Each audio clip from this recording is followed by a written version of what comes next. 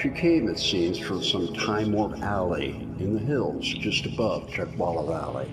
I was out, just poking around, forebuying in quest of isolation, seeing just what I could find in this splendid desolation. I rounded a bend, and there she was, just standing in the middle of the trail, clad in animal skin. She had steely blue eyes and was carrying a spear. Her hair was wild, thick. Her presence was severe. I got out of my Jeep just to check her out, my curiosity so deep, without a doubt. Apprehension on her face as she raised her spear. As soothing as I could offer, I told her she had nothing to fear. I found an orange in my coat pocket and I offered it over. This was indeed a situation unique, and I was really glad that I was sober. She took it with her outstretched hand, ferociously peeling it. She was short but stocky, robust and thick, and to my surprise, a ridge above her eyes.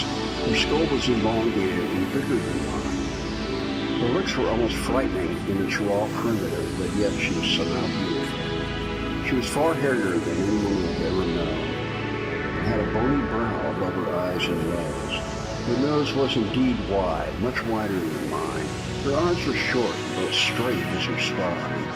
I tried speaking to her, and her response was guttural, her words primitive, monosyllable stuff, in a language unknown, untraceable, and rather rough. Then it dawned on me the impossible had occurred, way beyond improbable, nothing short of absurd. I was communing with a woman whose species went extinct 40,000 years ago, a race that never even made it to this hemisphere, or so they say. Sasquatch? Bigfoot? Neanderthal. My mind and senses were on overload.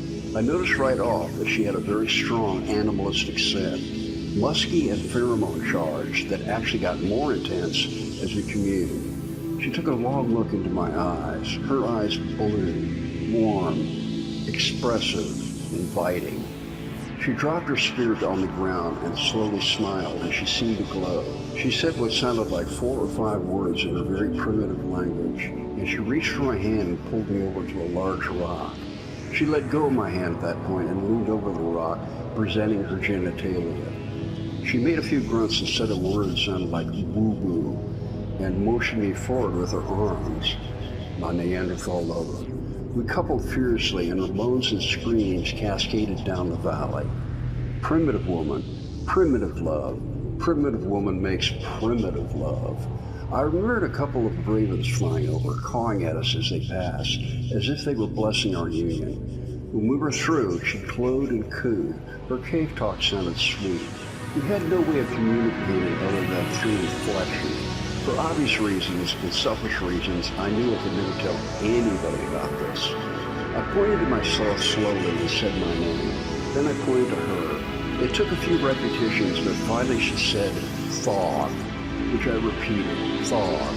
I pointed back at myself and coaxed her to say my name. She could only approximate it, but I'm glad she tried. Several times I had come back to the same spot and called her name, screamed her name. Where is my thought gone? Did this actually happen, or was it a dream?